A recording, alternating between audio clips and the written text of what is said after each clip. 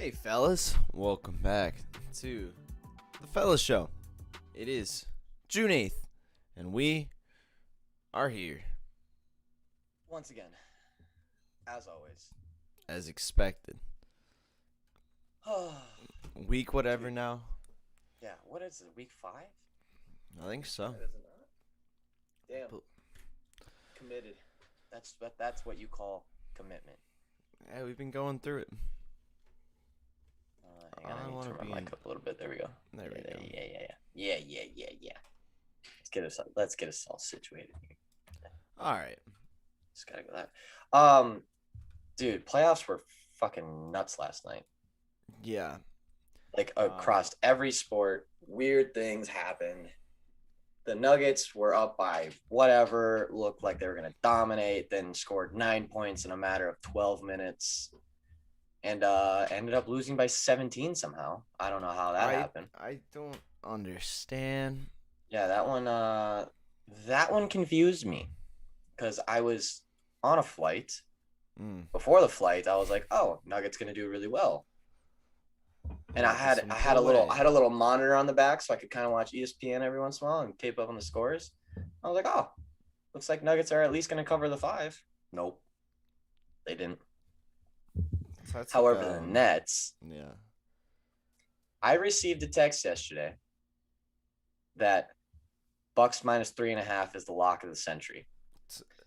On what ground? And it was probably a half hour after I sent Nets minus 1.5 because the line changed immediately after we sent it out in VIP. It was like 30 minutes after that, and I was like, "You're wrong. You're wrong." And he ended up being very wrong. The Bucks are bad. I mean, the Nets are that good. Maybe. Like, you can't put that much in. I just don't understand. Like, remember the Nets started the season without James Harden. Like, yeah. I get obviously they're a worse team without James Harden on the floor. But they're still. But it's the team we thought we'd see that everyone still thought was going to win the East. It's like one. I don't know how. Hey, I don't know how you look at that line and think. I could see you think maybe the Bucks steal it or something, but lock of the day type. I don't know. That's pretty. Yeah, I mean, if you'd have told me that the Nets would have blown them out twice in a row, I'd have been like, yeah, probably not. But I figured Giannis could steal 1 game, maybe 2. Maybe not now, though. I definitely wasn't expecting to see this. Yeah, maybe not now because, holy, they got some work to do. Hey, why isn't my laptop charging? Uh-oh. That does make me nervous about the East, though, because I thought the Bucks kind of matched up decently against them, especially this season. But it just doesn't seem to matter at all. Yeah, no. It's I just don't. Man, that team is so fucking good. Yeah. They're so fucking good. I got a text this morning, another text from a different person. Bet of the year, Nets are at plus 160 to win the title right now. That's hey, judging by what we saw yesterday, and if the Sixers really can't get their shit together, that's a great bet, I would think. Because I still don't think anyone in the West can win this. I really don't. Nah, probably not. I really don't think the Jazz are going to be good enough. However, Rudy Gobert is about to eat everyone in this series. Yeah. Who's going to stop him on the Clippers? He's clearly the biggest guy on the floor. Nobody. Clearly the biggest guy. I'm telling you right now, take every single Rudy prop you possibly can because that shit, he's going to pop off this series.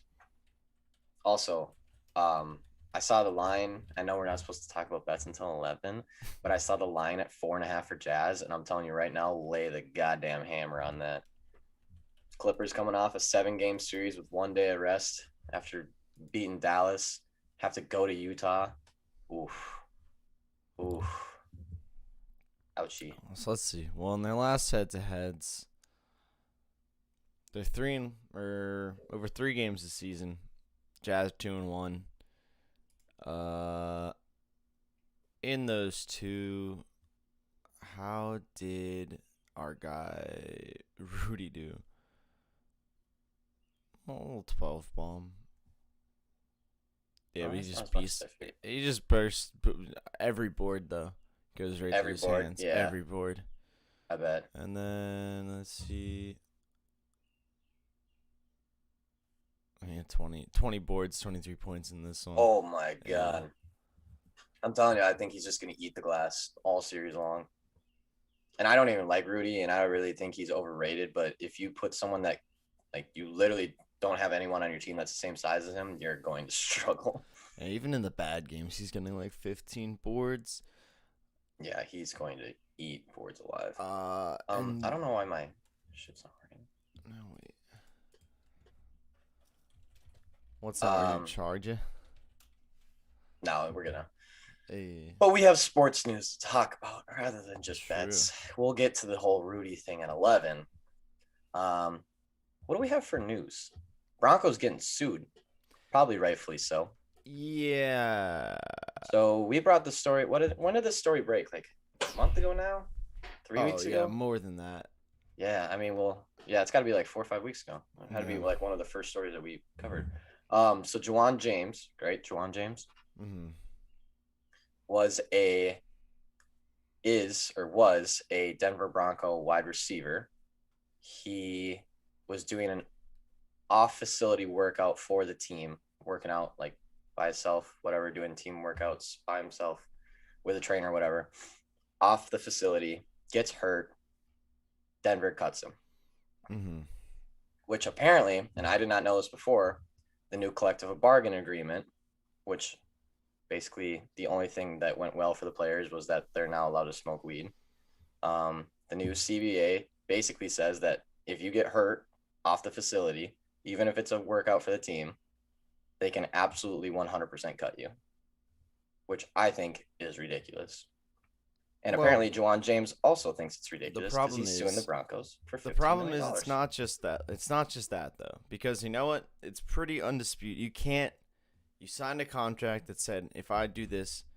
Yep. The problem is then also the NFL Players Association's involvement, where they knowingly were recommending that and telling players for their own safety to not go to the OTAs, knowing that this risk was there. And then also the other thing where that memo came out, where then they just NFL totally backtracked said that, you can do that as long as it's supplied by a coach or like a member of the organization. Basically, I wish like if he did, he's got a case for sure. Yeah. I don't know if he'll win it. Honestly, I really don't. I don't know if you can, like, if it's in the CBA, I don't know how you fight that, except for the fact that the NFL completely shot themselves in the foot by doing that stupid tweet or whatever that announcement was, being like, oh no, it's fine. Like totally backtracking on what exactly was in the contract. And that, honestly, because of that, they might end up losing it. Well, yeah. Well, it's against Denver, though. So it's against the Broncos organization. So I don't know how that whole thing works. But anyways, feel good story. Juwan James just reached a 2-year deal with the Baltimore Ravens either way. So he's still going to get paid. The man's making a career again, even though he is out for this season. Yeah. So essentially the contract breaks down. That's basically a 1-year deal. And he gets a $500,000 signing bonus for this year, and then he'll get essentially the entire rest of the contract next year. But it is a step down from his 4-year, $51 million deal. That's how much he was getting paid? Yeah. 4-year, 51? Yeah. I mean, he's been a I don't know how long he's been a lineman, but he's been like. Or is he a lineman? For some reason, I thought. Yeah. Oh, there's the other guy. There was the other guy for the Broncos that was the receiver who. Yes. Okay. I forget what happened, but that was another story that was almost at the exact same time. Yeah. What's his name? I forgot about. Okay, that's a lot though. I didn't realize he was So he's basically 4-year, 51. he's basically suing them for 1 season's worth of salary. Yep. I'm guessing. Yeah. He's probably suing them for 15.8 or whatever. I know that the headline says 15, but I'm sure it's just one. It's 1 year worth of his contract. This would be 12 point like something. So probably that, and then the signing plus or incentives or whatever. Yeah. Or maybe it was or whatever. Which is fair, I feel like. I mean, if you okay, try to sue him for the whole contract, it's he's seeking to recover his $10 million salary for 2021 and $5 million that was guaranteed already for 22. Okay, that's fair. I feel like that's a reasonable thing to sue for. If you try to go for like the whole contract kind of thing, I'd be like, you're probably not gonna get that. But I feel like that's a fair lawsuit, especially because it's just a prick thing to do by the Broncos organization. Like, I get it. Business is business, but man, what a fucking way to not support your player at all. Yeah, the main thing is that it's the definition of like working out alone, which the NFL definitely muddled her, I don't know, by putting out whatever they put out. Because now basically their statement that they have is James was not working on his own. James was working out expressly and or with implied authorization and or instructed by respondents' agents, including but not limited to the instructions and or directions of the coach and other agents of the respondent. He's working out with other players on the team at the facility and mentoring younger players as requested and or expressly and implied authorized by the respondents. So he was showing up at the facility, still helping out. They knew what he was doing. He also says that their facilities aren't in compliance with COVID-19, making it very unsafe for the players. He brought out the COVID on them. Oh, he's gonna bury their asses. He's pissed. He brought the old COVID on them. Yeah, that could get them in trouble just by themselves. Yeah. Because if you just say, "Oh, well, I couldn't. There was no way to go into the facility safely," and then drop the COVID word, oh. He dropped it on him. Oh, it's a bold move, but man, he's going after the jugular on that one. Can I just hold on? I'm just every time I look at my desk, I keep getting more and more angry. Guys, the fellas are boycotting McDonald's. I asked for a large iced coffee. McDonald's is about to sue us for everything. Yeah, that is not a large iced coffee, by the way. That looks like. It looks like I just found a kitten on the street, right? And I'm like, you poor little thing, you need nurse back to health. And then I go get him a small cup of milk. I'm sorry, the most annoying part is now I need to go get an actual coffee. This didn't even satisfy the thing I was trying to do.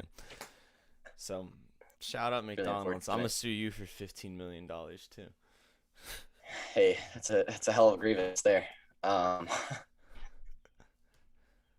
So, OTAs are starting. Yeah. And it's kind of interesting who's showing up and who's not. Aaron Rodgers obviously not showing up. Yes, he's made that clear now. And now we're waiting to see if the Packers fine him or not. Because they can fine him. They can fine him. What is it, like $93,000 or $80,000? First, they gotta find him. Where'd he go? Yeah, true. Yeah, I think Where did he say he was? He was just like up north somewhere, right? He was just at some cabin and like in the middle of nowhere. Yeah. But good for him. I mean, I would be too with all this shit going on. Just go chill out up north. Hawaii now? Is he done? Is it? Yeah, maybe that's he still out there? I don't know, man. He's living it up. But interesting. So, Aaron Rodgers is not going to show up to OTAs. The Packers can fine him up to, God, I think it's like $90,000. Yeah, $93,085. $93,000, which they can waive. They can say it's voluntarily. Yeah, they can just waive it off.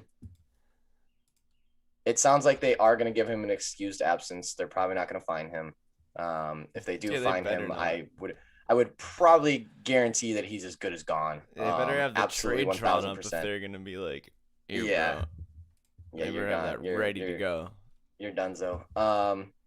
Other people who are not showing up to OTAs, Deshaun Watson, who might actually get fined. Yeah, he might be beating a case. So yeah, he's got some other things going on, I think. I would actually really like to go into the whole Deshaun Watson thing right now because there's a couple things that I didn't realize was happening behind the scenes at the same time that I just came to light to, and I think is very, very, very interesting. Let's use that word. Sure. 1 day, no, 2. What is it? Because I haven't heard any news coming out of this song. 2 hours before that first lawsuit was filed, they signed Tyrone Taylor to a 1-year deal. 2 hours. Like, literally, Tyrone Taylor gets signed. 2 hours later, first case comes out. Comes out. I mean, yeah, they probably. Second interesting thing that I saw, the head coach, first-year head coach. Hang on, I need to find the exact thing I was looking at because this was first-year head coach David Culley said last week, "You can tell by what we've seen on the field that Taylor has been listening. He's been picking up the offense." I feel like from what we've seen out there the last few days that he is right where we feel like he should be. This is the part. So this is the paragraph that I read that's very just like weird. Hours before the first lawsuit was filed, March 16th, the Texans agreed to a 1-year incentive-laden contract with Taylor. He said last week when he signed with the Texans, he wasn't for sure about whether he'd be the starting back, but that he saw it as an opportunity for me to be able to showcase what I can do. Later in the same news conference, Taylor said, "The opportunity to be able to start here is something that I look forward to." So he was definitely signed and was told, well, Deshaun already wanted out. Yes. Before all this. Yes. I just think it's interesting that he was signed and told that he has a very good chance at starting. When they didn't know, the Texans were not ready to get rid of Deshaun. Even when he asked to get rid of, they were like, no. They didn't want to, no, but. No, they're like, no. Yet, when they signed Tyrone, before even a lawsuit came out, they told him that he's a very good chance at starting. Well, I'm assuming, I mean, the lawsuit came out publicly 2 hours or 3 hours, however many, a couple hours after. Hours after, yeah. So I'm sure they got tired the second they heard, because they were probably lawsuit on the end of Deshaun Watson's rope. They are so annoyed at this dude. He's just out here bad-mouthing the whole organization, the whole coach hiring process, the whole GM process, the whole thing. And then they're like, wow, we got to get him back, though. He's so good. And then they're like, allegation. And then yeah. And they're like, all right. Before Tyrone, this gets out, let's get Tyrone. All right. Hey, man. Hey, you're going to hear about this in a couple hours. But, bro, this guy's done. He's done for. He's toast. You're about to be Tyrone, come start. You ready to be a starter in the NFL? You want to get back at that Justin Herbert guy? We'll let you play middle linebacker. You can sack him, bro. Just come to the spot. We'll put you at middle linebacker. I just think that the whole timing of all of this stuff is just, it is odd because so like hours before and all this stuff. Like, I also think because it could mean like, first it makes you think, is it something sus that the Texans are doing? But then it's also like, what the hell is going on? Yeah, it's just seriously, what the hell is going on? They have what, 8 rostered running backs? Yeah, they draft a first-round QB and then grab Tyrod on the side. Like, the whole hour before the Watson thing, and now it's like there's a 50-50 chance that these are fake cases that the Texans made up. Like, dude, just all this shit that's going on right now just doesn't make any sense. And I'm not saying that, like, I don't know. I have no idea. No, because I feel like that kind of makes sense in this context. But, yeah. Why would they rather have him go jail than, like, get, like, a first rounder for him? That's what I'm thinking, too. Yeah. Unless they truly don't think that they can. It wouldn't make sense. It wouldn't make sense for the Texans to do that. Right. However, I've seen some stupider shit happen in the NFL in the past 2 seasons. Yeah. And most of it was done in Houston. Yeah, and a lot of it has been done in Houston. So, I don't think that a team would do that to their own QB unless they truly thought he's on his way out and we're just going to bury this fucker. Now, what if it's from a different NFL team to lower his value? You mean like the Saints just, hey, rumor has it that and then once he's like on all his scandals, hey, we'll trade you a 3rd round for him. We'll just take him on the back end. Get that guy out of your hair. He's bad news. Yeah, he's bad news. You don't want him. You don't want him.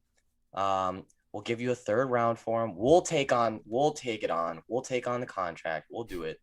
We're good guys. And then all of a sudden he's going to go to the Saints. All charges are going to be dropped, everything, and he's going to be the starting quarterback for the Saints. Imagine. I'm telling you, dude, I feel like shit like that happens in the NFL. I mean, I feel like it happens in just about every league where, like, there's just some serious tampering going on, especially when it's a big name player like this. Yeah. But, man, I feel like the owners get together and they're conniving and skeeving in the background, and they're just figuring out how to get the cheapest kind of stuff. I mean, it's basically 32 of the best businessmen in the entire world, if you really look at it. Yeah, probably. I mean, probably the most corrupt 32 businessmen in the entire world, but at the same time, they're all billionaires and they all care about money a lot. It's 32 people that can afford 31 that can afford just like a money printing machine. Yeah. You want to talk about something really illegal? What's up? Darryl Mori tweeted at Steph Curry. That's so funny. So funny. I didn't see like the whole thing and how it happened or why, but I did see the $75,000 fine. Yeah. So what? He tweeted at Steph? So not even. It is the weakest tampering I've ever seen. Yeah, I know. I swear he should have got his money, and if he was gonna get fined, he should have flew out to like Steph's Maury's house always doing some shit. He's too, always. He's the reason that the whole China, the James Harden and the China. He was behind the whole China thing. He was the one who started that whole thing. Remember when he just mouthed off about China and like how the NBA is just not doing the right job, and like it was like he spits facts. Maury, shh, like he's always spitting facts. The NBA he's is out like, there, Maury, man. Sit down, and he's like, no, here I am standing. I'm still here, bitches. But like basically, Steph just posted like on Instagram. He just posted a picture of Seth, and he said, "Hey yo, at Seth Curry, you killed tonight," and then Maury screenshotted that and tweeted just the screenshot and said, "Join him." And then he replies, "My goodness, folks, I am talking about the fact that we are all thrilled at S. Curry is here with the Sixers. Nothing else." It's just dude, you get that tweet costed him $75,000. The best part is his explanation though, trying to say, "I'm just saying we're thrilled he's here," and it says, he said, "Join him." Like, join him. Just literally join him. Oh, that's what I got from join him. I love him. I love it. I love some more ball. That is funny. Revisiting OTAs real quick. So it's interesting that most time veterans don't come in and like stuff like that. Seattle has all their veterans attending OTAs. Russell, Bobby Swagner. Wow. Bunch of them. Team so maybe they're happy. Seattle all in this season kind of thing. Probably. Make it or break it. Could If they don't win it, everyone's gone. If they don't win it, everyone's gone kind of thing. I think, I mean, I don't know what it's got to be at this point. I don't know what Russ's contract looks like, but if it's anywhere near like less than 2 years left, he's out. He's got to be. There's no way unless he gets like an NFC championship. I feel like that's like even if they make the playoffs. And depends how too. If it's just rough, like running for his life and then winning every game again, he's gonna be like, I need out. Yeah, this is not it, guys. Not it at all. So he signed a 4-year contract in April of 2019. So there's 2 years left on it. Yeah. So at the end of the season, is it an option for a fourth? He is not super. No, it is just straight up 4. 4 years, okay. 4-year, $140 million. Dang, son. $65 million of signing bonus. Ooh. Yay! Day you put pen to paper. Dang. That's a lot of money. Cam Newton is okay, by the way. Oh, good. Practice player didn't hurt him too bad. Good. Says his hand's fine. I'm glad. It's all good. It's all good. I'm here for the Cam redemption. I'm still here for it. Last year was pretty. I wanted to see it really bad last year, and I think he has a lot better chance this year. Oh, hey, Chad Ochocinco got knocked the fuck out. Sorry, Chad Johnson. Yeah, he was part. Apparently, I didn't watch, but apparently he was part of those fights. Yeah. Sunday night. That's right. He did get knocked down. But apparently he got right back up. Apparently he was pretty impressive. Yeah, apparently he was pretty impressive. He had the footwork. He looked, dude's 42. Dude's an athlete, though. Remember, he almost played professional soccer after football. Oh, no, yeah, he did. Yeah, he played semi-professional. Or, no, he played professional in South America, right? Yeah. He had goals, baby. He had goals. Yeah.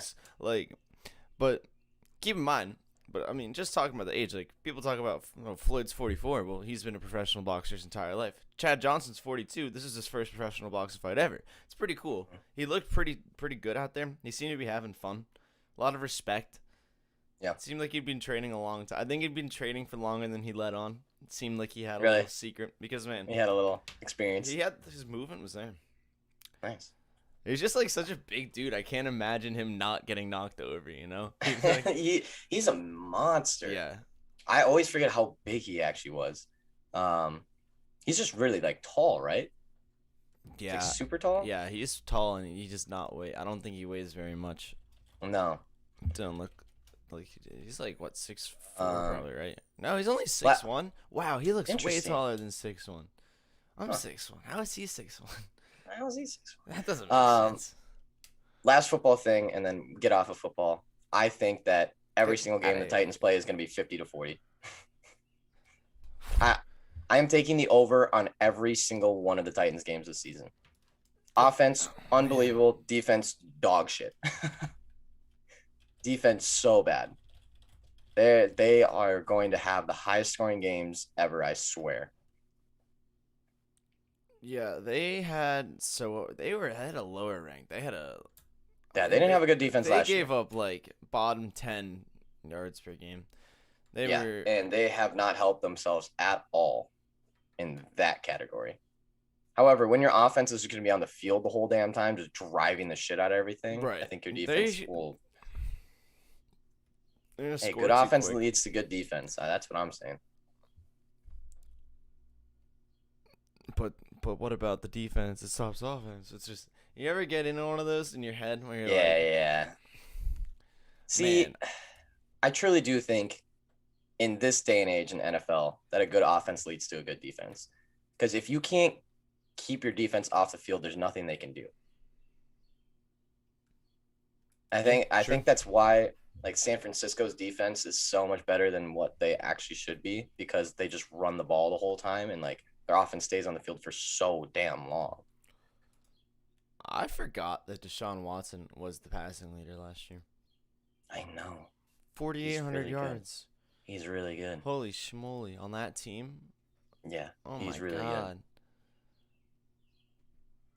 Good. It's 10:32. We should kick it to a break. And then when we come back, we need to talk about the Islanders and that game last night. Yeah, true. Because there's no way in fucking hell that they should have won that game. And hey, VIP had them. VIP had them. Called that shit. Last second decision. I was talking about Boston the whole time, and I looked at it. Dude, I was sitting there, and I was like, dude, I really don't think Boston's going to win it. After doing the last second research, I was like, I think the Islanders can grab one. 3 power play goals. They broke a record for their franchise most power play goals on the road ever. Right, we'll talk about it when we get. Talk about it when we get. It's just stupid. Preview. Get hype about it, boys. This is exciting. It's crazy. But we'll let you know more about these folks on an island playing hockey when we get back.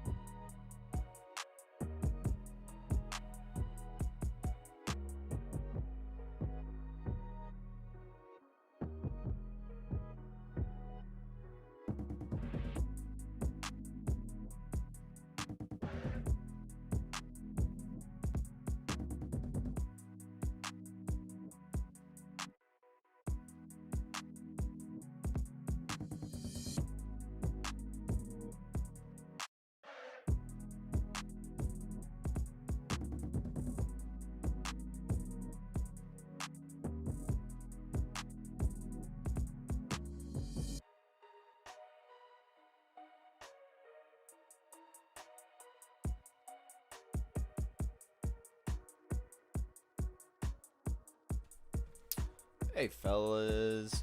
We're back. Okay, we need to talk about the Islanders last night. Yeah, they're doing it.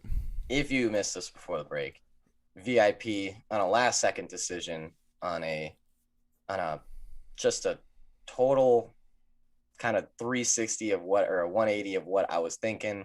Went with the Islanders yesterday, and boy, did it pay off. To be fair, horrible read. I'll say it right now. That's a bad read. Bad read. Terrible read. Should not have won that game. That is absolutely, if we would have taken Boston, I would have called it a bad beat, 1,000%. 44-19 in shots. 44-19. How do you win a game when you get outshot by double? Scored 5 goals on 19 shots. That's insane. Against Tuukka Rask. So they had 3 power play goals, which is a big deal. That's the most power play goals they've ever had on the road. It broke a record for a franchise. Just every single thing that happened in this game should not have gone the Islanders' way, and it just ended up going the Islanders' way. So interesting stat. The Islanders are now 32-17-7 against the rest of their division. Wow. That's the East, by the way. The East. Jeez. That's the East. That's the best division in hockey. They're 32-17-7 against the rest of the division. So basically 32-24, but with points in there. They average only 2.7 penalties per game. That's the fewest in the NHL.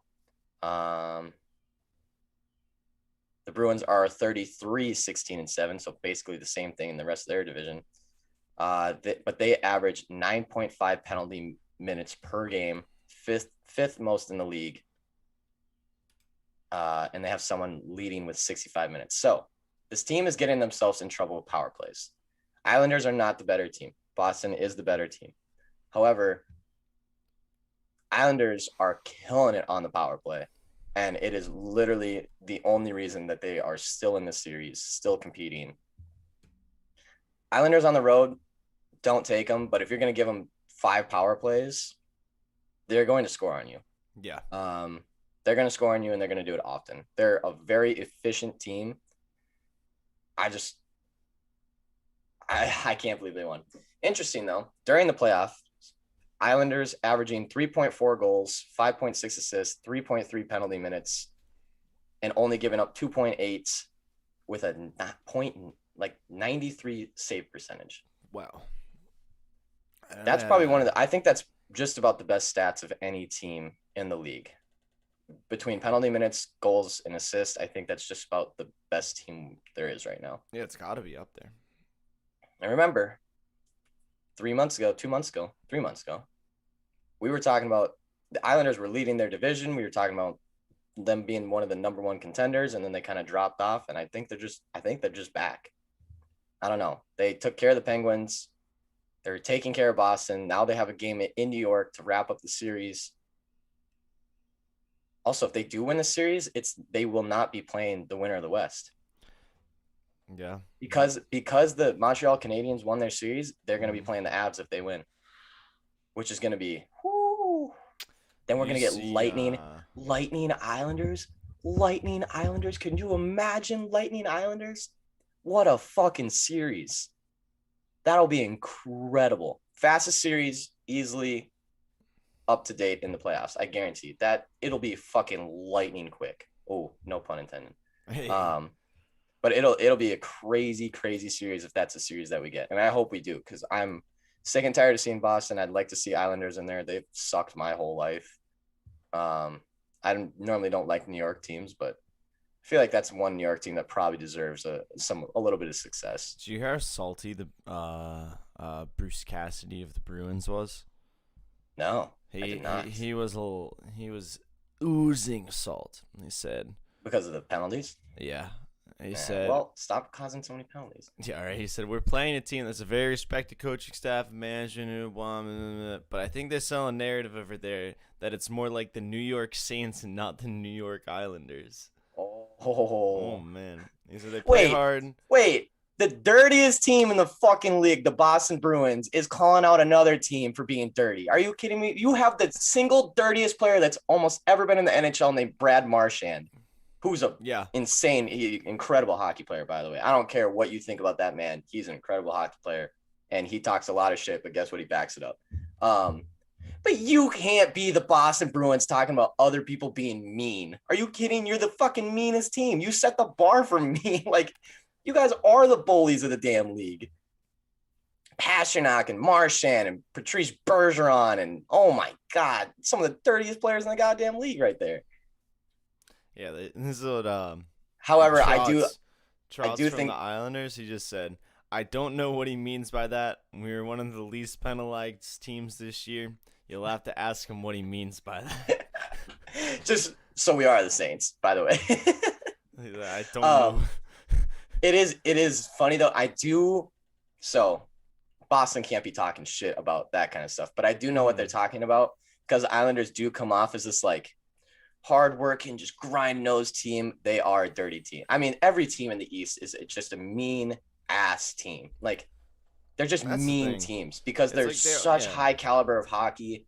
Like, they're the most competitive. Like, it is the hardest division. They all play each other. Like, it's just that division's nuts, and they're all mean in there. But yeah, I can understand kind of what he's saying, but also you can't be the Boston Bruins talking shit about how mean another team is. You are the meanest team in the league. There's a better way to complain about calls than calling someone the Saints.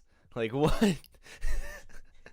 Just stupid. Like, imagine like Kevin Garnett being like I think Draymond Green is a really dirty player. Like, KG, you are the dirtiest player. Or like, imagine equivalating like an uncalled stick to the face or something to a bounty program. yeah, right. Good Lord. It's not like it's all saying like, oh, bro, they're just headhunting out there. You're like Joel Embiid, you get all the calls. It's not like that. It's like, you are trying to murder people. You are the New York Saints. Unbelievable. It's just, I think it's so, like, any other team that says that, I'll be like, maybe they have a point. But Boston, like, dude, you guys set the bar for that kind of shit. Like, wait, I think I can wait. Very respected management, coaching staff. They want to stand. And also, no one in the East can talk shit about how mean someone else is. Like, Pittsburgh's nasty, Washington's nasty, the Flyers are nasty, Boston's nasty, the Islanders are like, all those teams are just mean fuckers. Do you want to see the video? Yes, I do. Let's figure. Hey. Can't wait to get fucking copyright strikes for this. Yeah, it's cool. I don't want them to hear my stress. Just kidding. They don't need to hear my stress these days. I'm excited to see this video though because I have not seen it. The NHL is super cool actually. They don't restrict the access or anything. They just don't. No, because they kind of need the publicity, honestly. Yeah, that's literally why. But which is smart. I don't know why other sports don't do that. Let your shit get put out there. Yeah, just take down all the highlights channels that gets people interested in your sport. I was also thinking about it yesterday. I am so excited for the NHL to go to TNT. I'm so excited for next season. Fun, man. It's gonna be absolutely incredible. I think it's gonna totally change the NHL. That has, very respected management, coaching staff. They won a Stanley Cup, so. But I think they sell a narrative over there that. It's more like the New York Saints, not the New York Islanders. That they play hard and they play the right way. But I feel we're the same way. And the exact calls that are getting called on us, do not get called on them. So, and I don't know why. These are very good officials. They're at this point in the season for a reason. You've got continuous high sticks every game, the exact same high sticks. Bergie and Nelson behind the net. The one that comes up on Smith. Marshy got called for that in game one. I could go on and on. Wagner the other day in front of the net. It's like the best officials in the world, but they fucking suck right now. It's like they're such a respected organization, but they're the New Orleans Saints on a bounty hunting program, and the refs are so good they just don't call any of the games fairly or correctly. Best officials and the best refs in the world, but God, they fucking blow right now, and I hate them. That was the most passive-aggressive North thing I've ever seen in my life. Like, geez, I wonder where he's from. Can't be Canada, can it? New York Saints. That's a pretty funny little analogy though. Yeah. That's pretty funny. Yeah, if it made more sense, if there was like a real good, like there had to be something crazy to call someone like, I don't know. I mean, hey, if you lose because you got scored on 3 power play goals, I'd probably be pretty pissed too. But like, you're already one of the most penalized teams in the league. You can't just start saying that like it's because the other team has a good narrative. Like, no, you were one of the most penalized teams throughout the regular season too. Like, you're just a dirty team. That's just how you are. It's Boston. You're just a dirty team. You have dirty players. It's okay. Stop taking penalties though. And I watched that game in the airport yesterday for just briefly in the second period and in the second period, the Islanders got 2 power play goals. I watched both those penalties and they were both penalties. Like, one dude got absolutely hooked in his skate and I forget what the other one, but I remember being like, yeah, that is a penalty. Like, sorry, you can't do that. Yeah. And then the Canadians win an OT to sweep the Jets. Called it. I wish I would have called the Lightning sweep. They play again tonight, up 3-1, but yeah, the Jets just aren't good. Sorry. I can't believe that they swept the Oilers only to get swept by the Habs. Yeah, isn't that crazy? And are the Canadians good all of a sudden? I didn't think so. I mean, I have said that the Toronto Maple Leafs really weren't that good, but they did beat them, and then they swept the Jets, who swept the Oilers, who I don't think was good either. But hey, maybe there was a time at the beginning of the season where we were talking about the Habs being very, very good. Thought they had a good chance, and then the COVID break happened, and they came back even better, and then they just dropped off the face of the earth. So, I don't know. Maybe they're just a little playoff push, but man, if they get the Avs next, they're gonna go down hard. Yeah, they might be feeling the heat. Hey, and we don't even know if the Avs are gonna make it. True. I might be eating my words about Vegas because I was not high on Vegas at all. And they did steal both back at home. So 2-2 series. Never know what could happen. No, it could go anywhere. What else? What else do we miss? God, I'm so mad that the Suns covered last night. What the fuck was that? I put like 2 units just on the spread and then another on the money line for the Bugs. And I was feeling so good. It looked so good. So good.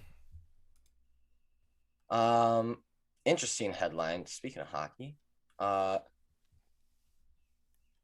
all-black girl hockey club has been started. Interesting.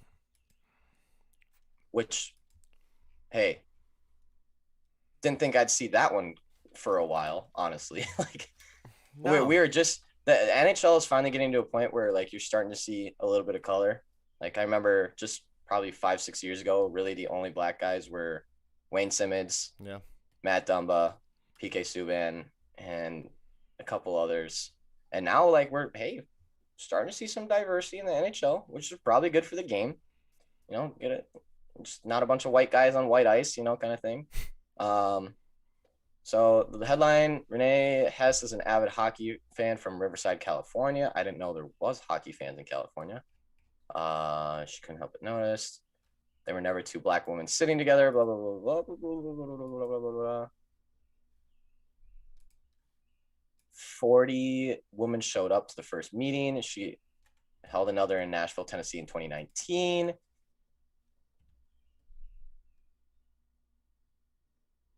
Wow. So yeah, they have an all-black girl hockey club.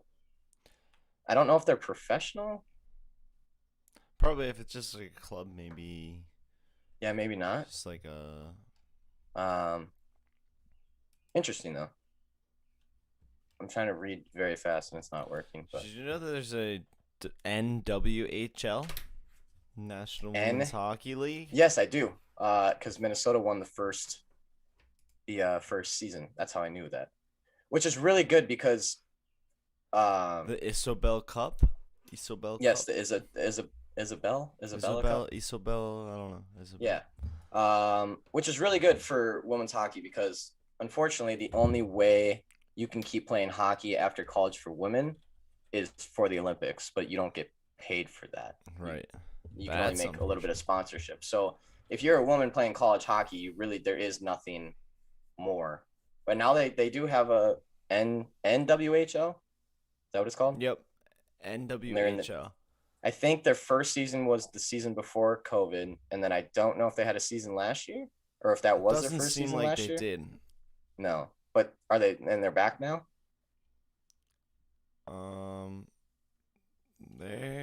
I don't know like when their season is, but there's like news out for it, like free agent stuff, like signings and whatnot. So I think they should be getting back to it. Do you know Maddie, the goalie for the U.S. women's national team? Remember, she was like crazy young when they won the gold medal. She went to my rival high school. Oh. She was the goalie for them. They won state every single year because no one could ever fucking score on the girl. And she was insane back in high school too. She, I think junior year of high school, got brought onto the Olympic team. It was nuts. Interesting. She came home senior year of high school with a gold medal around her neck. Maddie Rooney, that's her name, Maddie Rooney. White Caps. Senior high school just comes home with like a gold medal, and I was like, what? So the Whitecaps are actually partners with the Wild. Yes. And that's the only team. And then the Boston Pride are partners with the Bruins, but the rest of them are not. I like the Connecticut Whale. The Connecticut Whale. That's just one. Just Dude, one. I enjoy women's team names and jerseys and just like everything. The WNBA has the coolest jerseys, some good names. I feel like the NWHL probably has the same thing. Yeah, there's some cool ones. The Riveters, the Metropolitan Riveters, the Toronto Six. That's pretty The Toronto Six? That's pretty cool. I like that. The Toronto Six. They have a sick logo too. I want to see some jerseys. Yeah, I want to see some jerseys. But no, because like the WNBA, like the Liberty have some sick jerseys. The Dream have some sick jerseys. I don't know. Wow, the Whitecaps have really cool ones. Do they? Damn. Maybe, hey, since we fucking kill it in the WNBA, maybe we'll have to do some NWHL as well. You know, might have to. See if we're just like, see if Hey Fellas is actually Hey Gals, and we just do women's sports from now on. Dude, seem to be pretty good at it. The Connecticut Whale jerseys are just like Whalers jerseys, but cooler. Oh, what? Oh my god! Because there's like a stripe at the. Oh, I'm gonna just put. Dude, the Whalers should have never left. The Whalers should have never left. That jersey was so iconic, so cool. The Whalers should have never ever left. I was so mad when they changed. Also, you know what I just remembered the other day? What? You remember a team called the Atlanta Thrashers? Yeah. And now they're the Winnipeg Jets? I didn't realize how recently that transition was. Did you just watch 2011? Did you just get the YouTube video recommended of? Oh, okay, because I just got a YouTube recommended like last night. That was history of NHL logos, and that was the first time I just remembered that. So that's pretty funny you bring that up. No, that I didn't. I mean, I was 12 years old when the Winnipeg Jets became a thing, but I didn't realize that it was that recently, 2011, that the Atlanta Thrashers went to the Winnipeg Jets. Because I don't even remember the Atlanta Thrashers at all, and I was a huge hockey fan when I was young. Same with like I always forget the New Orleans Hornets and the Bobcats, and then the Hornets became the other Hornets, but then it was that one always I forget about too. Man, I really want to show these jerseys because they're sick, but they're not very visible. Well, if you can't, I do want to talk about something. Tom Thibodeau was named Coach of the Year for the second time. Coach of the Year. And here's a hot take. I fucking disagree. Who do you think, the Suns coach? No, I think that Tom Thibodeau is not that great of a coach. I mean, but then for this year, then who would you say? Yeah, the Suns coach. I don't even know who it is, but it should absolutely be the Suns coach. Anyways, I'm gonna go out on a limb and say that I don't think Tom Thibodeau is a good coach. I really don't. I think that he's really good at inspiring players to play at their top performance, and that way maybe he is a great coach. But as far as game management, substitutions, just overall, like, he is dumb, man. He makes really, really bad decisions in big moments, and he always has. He did it on the T-Wolves. He's done it for the Knicks now. He's not a good coach for game management. He's bad at it. He always has been. And that kind of leads to game management. I don't even know if this is a technical term, but I'm going to invent it if it's not. Game management leads to season management. The Knicks peaked too early. And then they looked like fools in the playoffs because of the game management. Game to game leads to incorrect season management. Tibbs doesn't play his subs. He never has. He plays his starters 42 minutes a game. And when you have Julius Randle and Derrick Rose playing 42 minutes a game all fucking season long, and then you get to the playoffs and you can't figure out why the teams know like the Atlanta Hawks knew exactly how to guard you, exactly how to do everything. Well, it's because you have 82 games of perfect film that you did the exact same thing with all season long. And now that they throw something at you haven't seen, Tibbs has never been able to adapt just from his regular, like he has one strategy. He's always had one strategy. And if it gets shut down, he's awful. Tom Thibodeau was the coach when Jimmy Butler and everything. We lost 4-1 that series against the Rockets. And it was because of game management. The Rockets were not going to beat us. Every single game was close, and he just game managed them all wrong. I'm telling you, like, good for Tom Thibodeau. I think what he did with the Knicks this year is incredible. Yeah, I don't think any other coach could have probably inspired the players like that. I don't think any of the players would have played for someone else like Tom, because Tom's been with Julius a couple times. He's been with Derrick Rose a couple times. Like, those players really like playing for him, but at the same time, dude, he's just a dumbass sometimes.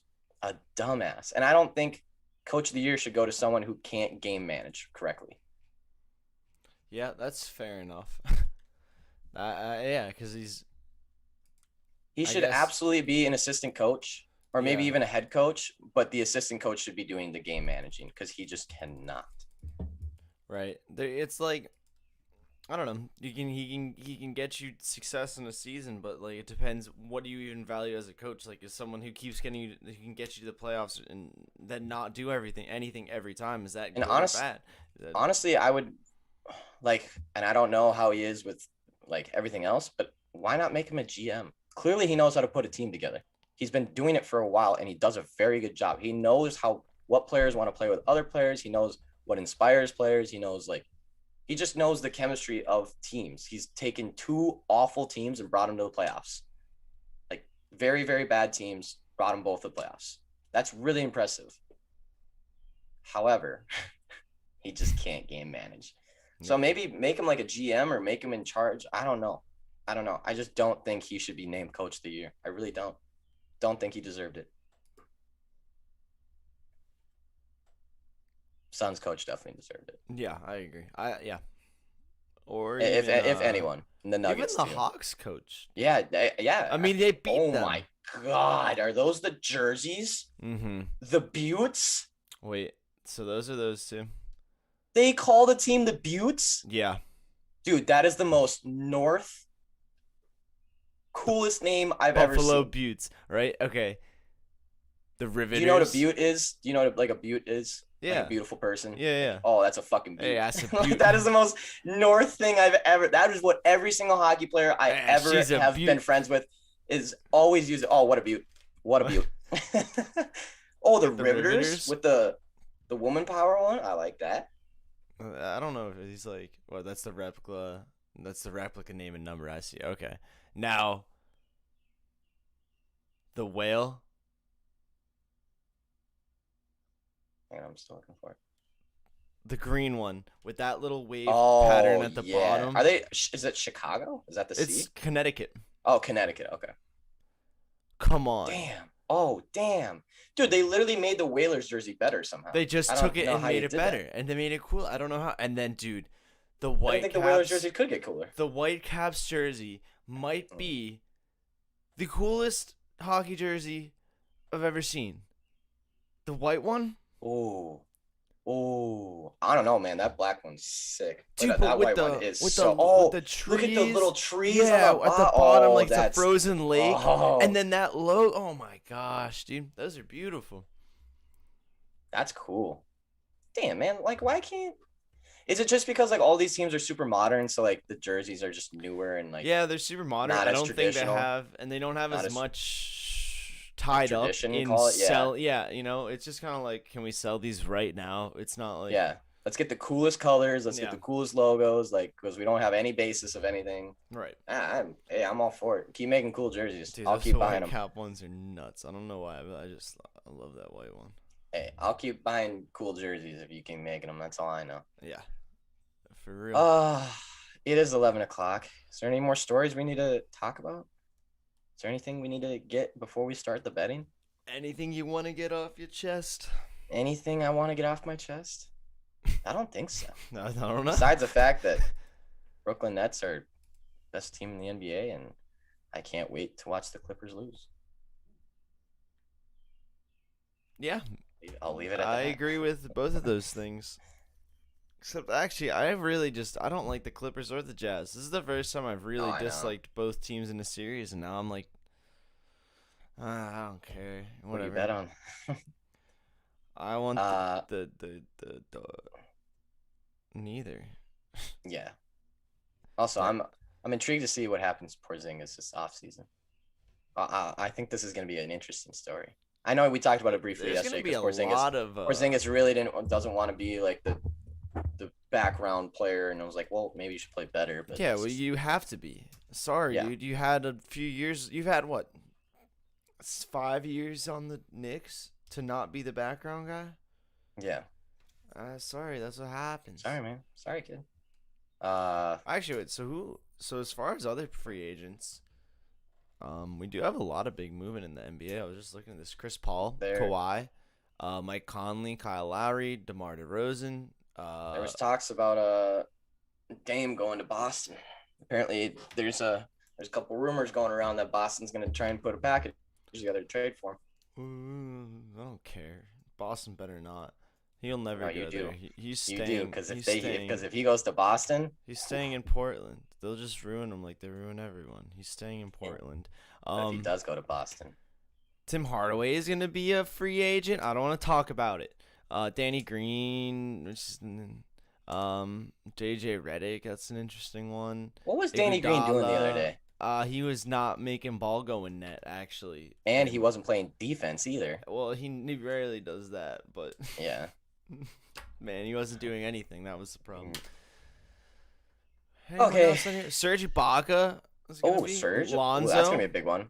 Lonzo, Lou Williams, PJ Tucker, Derrick Rose, Robin Lopez, Alec Burks, Avery Bradley. I can't wait for another Nerlens Noel, Mike Scott, Ennis Cannon. I can't wait for a Keeping Up with the Kardashians offseason for the NBA. JaVale McGee, Willie Cauley-Stein, dude. All these. Damn, that's a lot of big names going on free agency. Wow. I'm excited for another crazy offseason. TJ, let's get TJ back. TJ McConnell. Oh. Carmelo Anthony.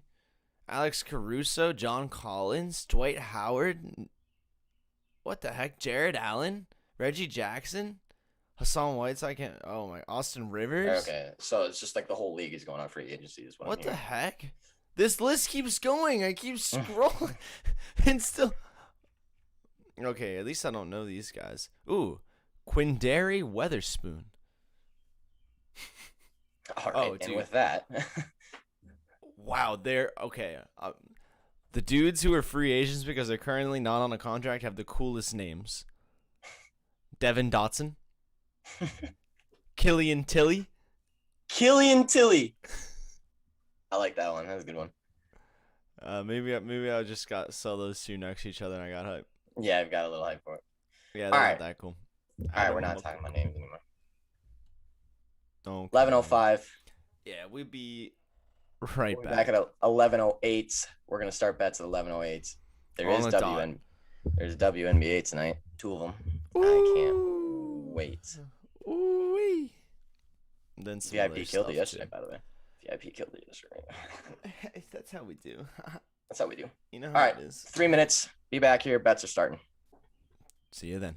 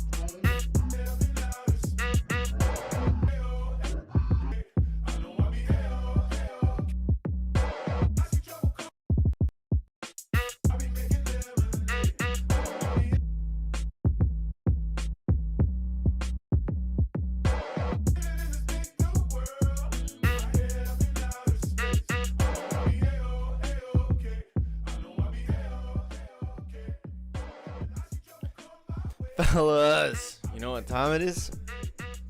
I'm sorry, I was too busy bumping the whole time. But yes, you do know what time it is. It's 11:08.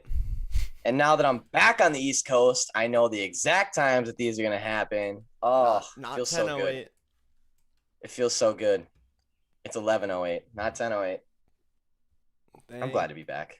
I feel at home. I got all my shit here.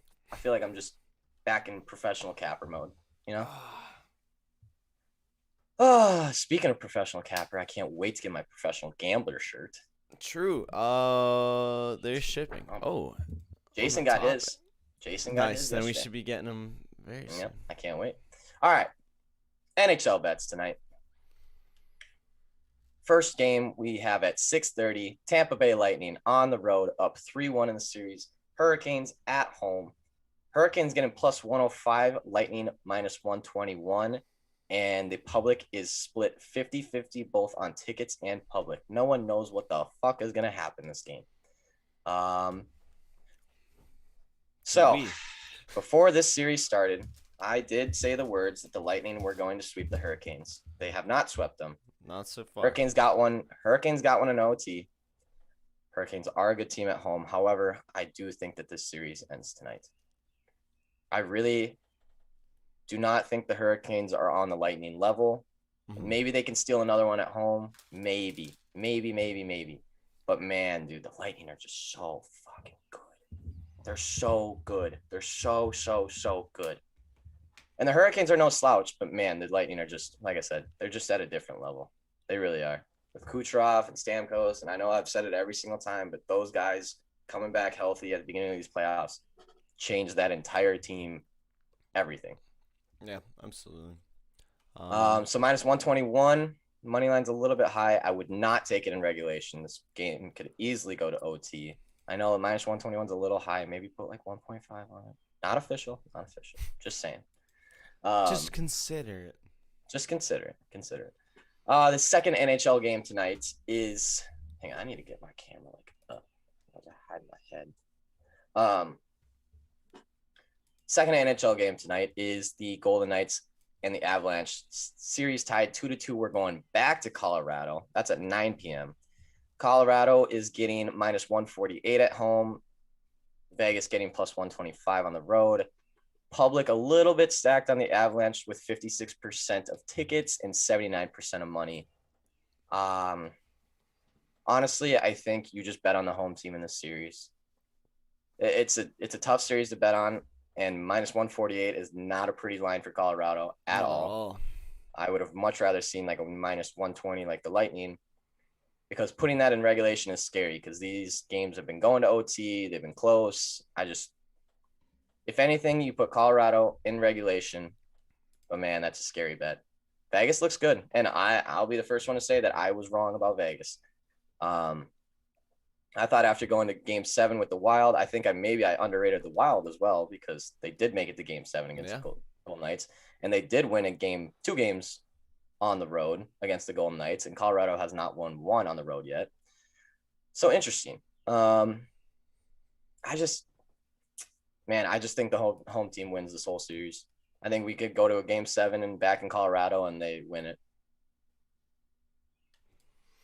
But I was wrong about the Golden Knights. They are holding their own against Avalanche, and I did not expect that. And they're putting some goals on Grubauer, who no one else has been able to do this season. Nobody. Absolutely no one's been able to do it. So, yeah. Under overs tonight? The Lightning and Hurricanes went 10 goals the last game. Golden Knights and Avalanche went 6 the last game. It looks like people are stacked on the under in the Lightning Hurricanes game. So I do like the over in that one. And the over is getting plus money, it looks like. I don't see an under over on DraftKings, but on FanDuel, it's plus 110. Is that what you're getting to? Over's plus 100 for me. Okay. On DraftKings. Okay. And then the other game, man, I don't like betting the over on the Golden Knights and Avalanche because it can easily be 1-0 because of how good those goalies are. But then if the offenses are flying, like they could just rack up the goals. I would definitely lean the under in the Avalanche Golden Knights game. And especially with people stacked on the over right now. So over in the Lightning, under in the Avalanche. If you want to dabble with that, I don't know if it's worth it though. So that's NHL tonight. Let's go to NBA. NBA. Embiid's got to be back tonight, right? Because the Sixers at 7:30 are getting -6. Embiid's playing. And I would assume that he's pretty healthy if they're getting 6. I mean, he played. Yeah, was he 100%? He had 39. Yeah, I mean, he could have 39 on a so at least 85%. Yeah, so at least 85%. I mean, Embiid's gonna put up numbers no matter what happens if he's playing. So that's at 7:30. Sixers getting -6. Hawks getting +6. We're still in Philadelphia, game 2. Hawks won by 4 the last game, but pretty much had the control of most of the game, I would think. I didn't watch it, but I saw the kind of game trends. And Sixers are getting 63% of tickets and 78% of money. So people are thinking that the Sixers are gonna, people are thinking that the Sixers bounce back in a big way here. Oh, I don't know if I can get behind the 6. Now, I don't blame you. Coming into the series, absolutely, I would have laid Sixers 6. I'd have been like, yeah, they're gonna win by 15. But after game 1, and I know we've been talking about, hey, like the Hawks have to slow down at some point, right? Well, they haven't. They were shooting the shit out of the ball against the Knicks, and they did the exact same thing in game 1. Hold on. No, actually, they did the exact opposite of slow down. They sped up. They broke records. Here's the only thing. Oh, I'm so mad because, dude, you can tell when people who haven't been watching like the Sixers, people who've been watching them since like when they lost to Toronto, like when they were good again, real good again. They're gonna be like, oh, why are you so nervous? We still have it's a better team. It was one game. You don't understand what these guys do. The second there's a shred of doubt, they will find it. And it's like if there's if a mouse, if you have one little crack in your kitchen and you leave some rice on the floor, they'll find a way in. And then he's gonna eat your stuff, and the next thing you know, all your peanut butter's gone, and like there's mouse poop in your room, and what do? And that's gonna be the Sixers if they get eliminated. That's the mouse poop in your bedroom is the Hawks eliminating the Sixers. Like if I'm not, first of all, I'm personally not betting on another game this series. I'm too afraid. But anyway, the Hawks did have record-breaking 3-point performance. Best 3-point performance that their franchise has ever had. Which is sad because I swear we heard that every single game in the Knicks series too. Like, oh my God, they're just shooting like unbelievable threes. Oh, they can't keep it going, and they just keep it going. They don't stop. Besides Trae Young, there was 5 other players with more than 3 threes. 3 made threes. How? I think there were 7 players with double-digit points. It is an insane team performance because all Trae Young did was basically draw on Embiid, on the drive. If he had the shot or could get the contact, 2 shots. If he couldn't, someone's open for 3. Someone's open somewhere around the arc for 3. Yeah, the Sixers are definitely going to have to change up their defensive scheme this game because Ben Simmons wants him. He should, and he absolutely should. I want him. Yeah, absolutely should, because Joel Embiid should not be covering Trae Young because he will expose. Embiid is a good defender against big men. Like if you got to go body to body, Embiid, little fucking Trae Young can just run through his leg, between his legs and go lay it up. As far as defense on a center, Embiid is one of the best. Period. Yeah. But Trae Young is far from it. Like he'll just duck under you and make you look like a big bozo. And I could see Matisse Thybulle getting a lot more minutes this game because I believe he only had 19 in game 1, which is interesting because I would think he'd be a good matchup for Trae. Like that would be a guy that you'd probably want, at least not maybe on Trae Young, but like as help D maybe around. Yeah, just on the floor, just on the floor, someone who can stop him because you can. I don't think anyone else can stop him besides Ben or Matisse, which is crazy because Matisse is the best per minute defender in the league, basically. And Ben is probably number 2. Ben is the best at guarding any position on the floor. Like, they're literally 2 of the top defenders, and that's like the only 2 guys we have. Scary, possibly. I don't know. I don't think. I mean, hey, let me check the money on the money line or the. Oh God, you wanna hear the tickets and money on the Sixers money line? You sure you want to hear it? No, Well, you're going to hear it anyways. Money line on the Sixers, 84% of tickets, 97% of money. Just stacked on tonight. Stacked on. And hey, I don't blame the public because I'm also leaning Sixers. Like, I don't see them losing again. But if the only thing that you say is, oh, the Hawks can't keep it up, then that's the reason you bet on the Sixers. Trust me, they can. They've been keeping it up, and they will keep it up. At this point, like, I don't see them slowing down. Like, every single game that the Hawks have played, we're like, oh, they can't keep it up. Like, literally from game 1 against the Knicks, that's been the whole storyline. They can't keep doing it. They can't keep doing it. Well, they're going to. And I'm just on board that they're just going to keep shooting the shit out of the ball, and the Sixers are going to have to put up 130 to beat them. Like, that's just where we're at right now. Maybe they have one bad off game where they don't shoot well, but hey, this looks like the trend that the Hawks are going to keep going, and they're playing out of their fucking minds right now. If I was a Sixers fan, I'd be a little bit nervous right now. Anyways, there's another NBA game tonight because I'm just going to leave you with that and keep your mind going over there. That's a lot of money on a minus 250 money line. Yes, it is. And that's all parlays and shit too, I bet. But yeah, good luck. I don't know if I have a play for that game, honestly. I really don't. What's the total? 224. Take the over. This series is just gonna be a fucking shootout. I think. I don't think. I just don't. I'm gonna be sick. All right. Clippers Jazz. All right. Clippers Jazz. We need to move on. All right. The Clippers Jazz. 10:00. Jazz getting -4. 64% of tickets, 64% of money. So it looks like everyone's straight betting it. Not a lot of money or not a lot of parlays on it. I'm sorry. I'm sorry for whoever's in VIP, but we're just going to let this one slip right now. Jazz -4, absolutely 100%, and hit every single Rudy Gobert rebound prop you can fucking find. Just 20 plus, lay it on. Whatever the money is, like 20 plus.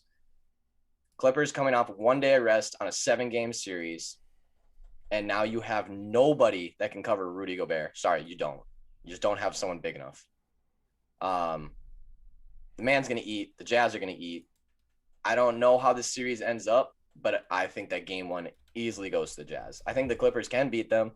I think if Kawhi just came alive the last game, and this is just Kawhi's now here for the playoffs, right, like kind of thing, they absolutely can beat the Jazz in this series. But I think game 1, after coming off that high against Dallas and everything like that, I don't see the Jazz losing, and I see the Jazz winning by a hefty amount of points. I was about to say the same thing. If Kawhi is just gonna be, if he's just Kawhi here in now, the playoffs, like, if he's gonna be in there, yeah, then they can win the series. But I think the Jazz take this one fairly easily. And 4, I would have expected like 6.5 off the rip, just because of the situation, not because the Jazz are 6.5 points better than the Clippers. Yeah. But at home, the 1 Clippers seed, just like 7 seed coming off a day. Like, I just don't, man. I don't see them coming within 4 at all. And that's all I have to say about that. Total is 220. I'd probably take the over in that one too. Overs have been getting smashed in the NBA playoffs, by the way. Overs have been crushing it. And we talked about the Nuggets one yesterday, and I stupidly didn't put it in VIP because dumb. We literally knew that was going way over, and it did. Dumb. But yeah, I'd take the over in both these tonight. Money line for the Jazz is getting 35% of tickets, but 62% of money. That's really interesting, actually. Because that's not parlays. That means that people are actually betting the money line straight. Interesting. I would have thought that the parlays would have gotten stacked on that one. I will be putting Jazz money line in some kind of parlay tonight. At minus 177, absolutely, I'll be putting in some kind of parlay tonight. Maybe not officially, but they'll be somewhere. Also, non-officially, we did hit a parlay yesterday. Red Sox money line, Angels money line, plus 170. Wait, really? That one hit? Oh, yeah. That random little, wow. Yeah. Oh, yeah. We killed that one. All right. That's the NBA. Let's move on to the MLB today. Oh, lots of games. Oof. Lots and lots and lots of games. Okay. First one is at 7:05. Yeah. You see that too? Yeah, three of them. Threesome. Mets, Orioles. Mets getting minus 118 on the road. Orioles plus 100 at home. 64% of tickets on Mets, 42% of money. I like the Mets here. They have been playing better as of recently. The Orioles are just not a good team. But the Mets do struggle on the road a little bit. The Orioles just struggle in general. I would still be going Mets tonight. John Means is not on the mound, so that's kind of a big deal. Even though, let's see how he does without sticky fingers anymore. What happens now? We know what happens with aces and when they don't have sticky fingers. Mr. Garrett Cole. Mr. Garrett. Gary. Also, we didn't talk about it in the hour before, but Jacob deGrom is not a human being. Not a human being. If you don't know who Jacob deGrom is, he is playing out of his freaking mind. His ERA is a .62, and just to put that in perspective, the greatest ERA throughout a full season was 1.12 back in like 1963. So he's at a point. He's almost in half. It's by far the lowest ERA through 9 games ever in MLB history. This man is just, you know how like we say, do not bet on the starting pitcher. Like that's kind of our whole philosophy. That's the pitcher that you bet on in the starting. If you're gonna do it. If you're gonna do it, that's the one guy you do it with. And it's crazy too because even after the sticky fingers came out, he shut out the Padres in 7 innings. He's on another level right now. I don't understand. So maybe he had the smooth fingers. He's got smooth fingers, and it doesn't even matter. 7:05, Atlanta Braves at the Phillies. Braves getting plus 140. Phillies at home getting minus 165. I like betting on the Phillies at home, but not at minus 165. No. This will probably be a pretty high-scoring game. Atlanta Braves defense is just god awful, so bad. Their pitching's bad, their defense is bad. Yeah, I think I like the Phillies here. Maybe Phillies team total over. I don't know what it's at. I'm sure it's at 4, probably 3.5. I'll double check on that. But Phillies team total over is probably a good one. They're at home. The bats will fly. They're a terrible team on the road, but they do get it done at home. And yeah, the Braves defense is just bad, just so bad. 7:05. The third game at 7:05 is the Dodgers and Pirates. Dodgers getting minus 195 on the road. Pirates getting plus 163 at home. Dodgers getting absolutely stacked on with 93% of tickets, 89% of money. Don't bet on the Pirates tonight. That's just all I have to say. You don't necessarily have to take the Dodgers or anything. Just don't bet on the Pirates. This is just not icky game. Don't bet on it. Juiced up lines, just not worth it. You know, there's certain times we like the Pirates. Sometimes yeah, I mean, we're big underdog bettors, but there's just a time and a place for it, and that is not the time or the place for it.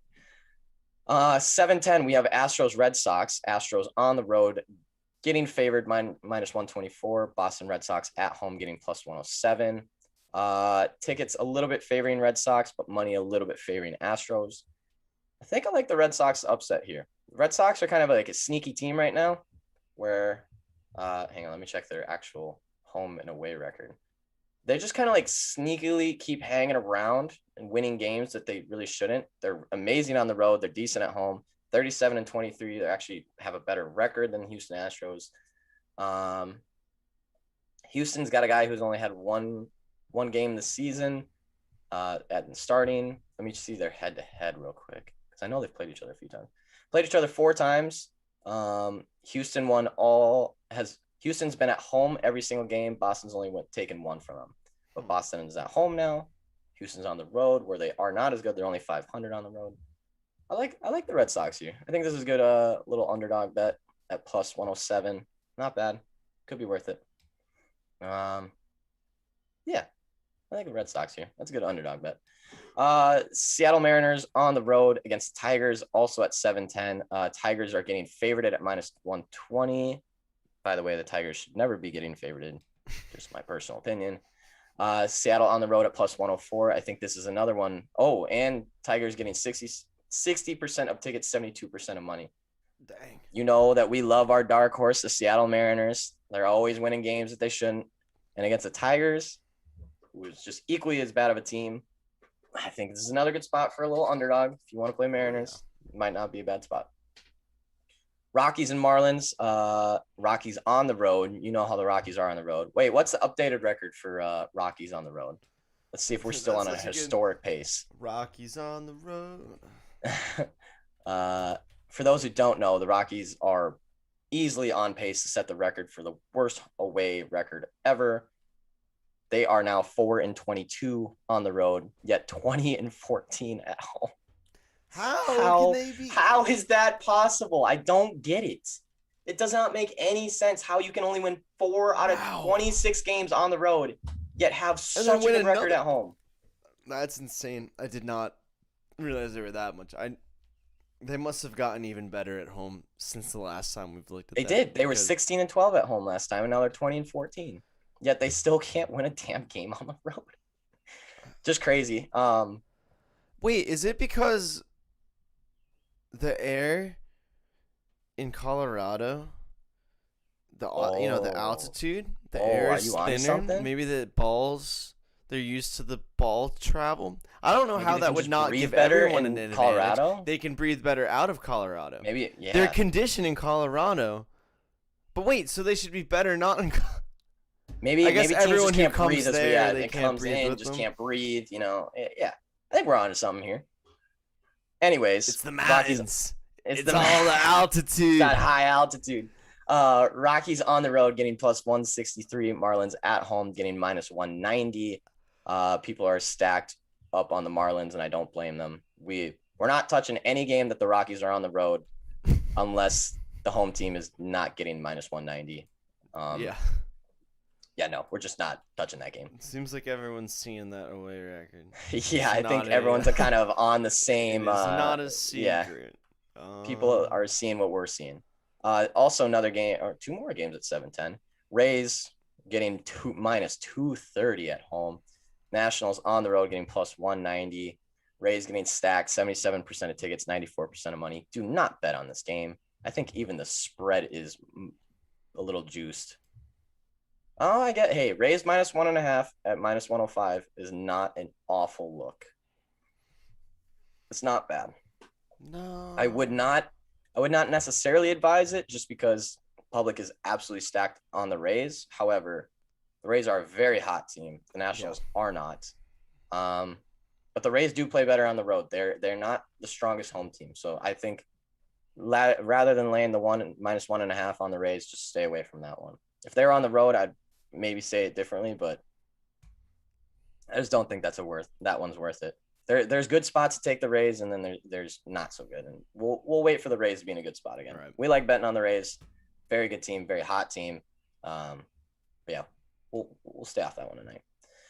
The Reds are at home getting minus 134 against the Brewers on the road getting plus 114. The tickets are split and the money is split. I like the Brewers here. Yeah. I'm a big fan of fading the Reds. I think that they get a little too much juice sometimes. I think that they get favorited just a little bit too much. I think it's going to be a close game. This is definitely going to be a tight one, but if you're giving me Brewers that big of plus money, plus 114 on the road against the Reds, I'll take that. What else? 7:10. Where are we at now? 805s, I believe. 805s? 805. Giants and Texas Rangers. San Francisco Giants on the road getting minus 143. Rangers at home getting plus 123. Public is stacked on the Giants a little bit. 78% of tickets, 79% of money. I would be the money line's a little too much to be putting money on it. However, a -1, -1.5 may be the play here. Texas Rangers 14-15 at home. San Francisco 19-13 on the road. If you bet $100 on all of San Francisco's money lines this season, you'd be up $1,662. Dang. By the way. Yeah. If you did the same thing for the Texas Rangers, you'd be down 612. Again, I don't understand how San Francisco comes into every game not getting juiced out of their mind. They are one of the top teams in the whole MLB. They're 37-22. It does not make sense why they don't get favorited more every single game. They have played Texas Rangers twice this season, both times at home. They won 3-1 and 4-2. I will be on San Francisco tonight, probably at -1, -1.5. Let me see. Like what is that? Plus 115 what is that line? Right now on DraftKings. Okay, cool. I like that line. I just think that San Francisco Giants are so good. So good. And the only time they lose is when they play the Dodgers, the Padres, or the Astros. That's really the only teams that can actually consistently beat them. Or the Cubs. And that's 4 of the top teams in the whole MLB right there. I think that anytime they play a team that's just like not at that caliber, they just are going to smash them. Obviously, not all of them. They're going to lose every once in a while, but keep taking the Giants. Just ride them out for the season because I don't understand why the lines come out the way they do, but they keep winning and they keep doing it with like -140, -120, -130, and I'll keep taking them. Fine by me, Vegas. I'll capitalize on your mistakes. It's all good. Take those. I'll keep doing it. Take those. The White Sox are at home tonight at 8:10, -143. Blue Jays on the road, +125. Public stacked on the White Sox, 61% of tickets, 89% of money. Give me a fucking lefty, Blue Jays. Give me a lefty. Who is starting for the Blue Jays? Robbie Ray, lefty. Woo! Taking the White Sox tonight, baby. We actually got it. Cue the music. Time. Cue the music. Bye. Later. Out of the park. 16-0. Can't wait to watch it. White Sox. We're on the White Sox tonight. Woo! Let's go. Give me any Finally White Sox play. Finally. Fucking yard We sale. did it, boys. We sale did it. After yard Where's sale. that? Whoa. Gonzo, Bonzo. Whoa. 5 ball. Bingo, bango, bongo. See you later, bitches. -1.5 +138 on DraftKings. Lay the fucking wood on it. Lefty, this never happens. We never get to see the lefties come out against the White Sox. So long. No teams will lay it. No teams will do it. But Robbie Ray, you're going to get cranked, son. You're going to get absolutely cranked tonight. Chicago at home and against the lefty. And Carlos Rodon is pitching. Oh, my. Come on, man. You can't tell me that this line is -145. You can't tell me. I don't believe you. Not even for a little. This is the first time they play each other this year. We did it. We finally got the White Sox at home against the lefty with good odds. Oh, I am so excited for this game. Wow. -1.5 all day long. Don't even care if you're in VIP or not. It's going out to VIP. It's smash. Honestly, I'll only put a unit on it because I only put 1 unit on any baseball game. Do not stack up. I know we're very excited about this, but do not stack up on baseball bets. Baseball's way too volatile right now. Just calm down a little. Like, God damn, we're taking the White Sox -1.5 tonight. Let's go. Oh, I don't even want to talk about baseball anymore. I just leave it at that. Just leave it at that. I don't even want to talk about it anymore. That's the best thing that's happened to us. How long has it been since we had a White Sox against a lefty? It's been over a week, at least. I mean, easily. I don't think it's almost been 2. I think it's been over 2. And the last time they did go against a lefty, I think they were like -250. Yeah, or something that's like right. That. The last time it was super. It was like against the Tigers or something like that. Oh, it was man. Just juice world. There's nothing I could do. Let's go White Sox. Oh, I'm so excited. I hope they win 16-0. I hope they do. I hope they team total over, White Sox money line, White Sox -1.5. Whatever you want to lay on it, lay on it. Actually, probably team total over is a really good idea. Even though Carlos Rodon is pitching and he's a monster. But we don't bet on starting pitchers. We do not bet on starting pitchers. We don't do that. That's a bad idea. Don't do that. Another game at 8:10. We have the Yankees on the road against the Twins. People, fellas, if you're in here right now, I need you to understand something. As a Minnesota fan, as a Minnesota Twins fan, we cannot beat the Yankees. We cannot. We haven't done it for 17 years. They beat us every single year in the playoffs. We can't beat the Yankees. I hate that team for a reason, because I have literally hardly ever watched the Twins beat the Yankees, ever. Don't care what the line is, even though it's minus 112. Twins at home getting minus 104. Looks like tickets are a little bit stacked on the Yankees, but the money is pretty much split 50-50. I don't care who's pitching. I don't care who's batting. I don't care who's hurt. I don't care about any of it. The Yankees always beat the Twins. It doesn't matter. Pineda, Mr. Steroids himself, is on the mound for the Twins. He's not allowed to do steroids anymore, so he's not as good as he once was. It's just, man, look at it. I'm looking at their head-to-head right now. Haven't played each other since 2019, which is surprisingly, actually. That's amazing. Last 10 games: New York Yankees, New York Yankees, New York Yankees, New York Yankees, New York Yankees, Minnesota, New York Yankees, Minnesota, New York Yankees, New York Yankees. I'm not lying when I say the New York Yankees beat the Twins every single goddamn time. Yeah. Now, the Yankees are playing like dog shit right now. They've lost 8 of the last 10. Not looking good. Not looking good. But I'm telling you, if there's one trend that's meant to be broken, it's when the Twins play, and especially when the Twins play the Yankees. We will not beat them. Well, now, I am terrible at betting on Twins games. We all know that's this. the other thing. Yeah. Now, so how do you read that? These two systems. I will not be betting on this game tonight, but I can tell you there's no way the Twins win that game. But I'm not going to bet it because I am god-awful at reading Twins games. I'm fine in every other team, but can't read it my own. But we just don't beat the Yankees. Never have, never will. They just are better than us.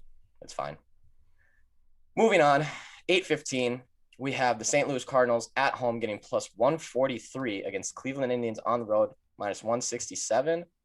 Public is 50-50 on tickets, but 65% on Indians.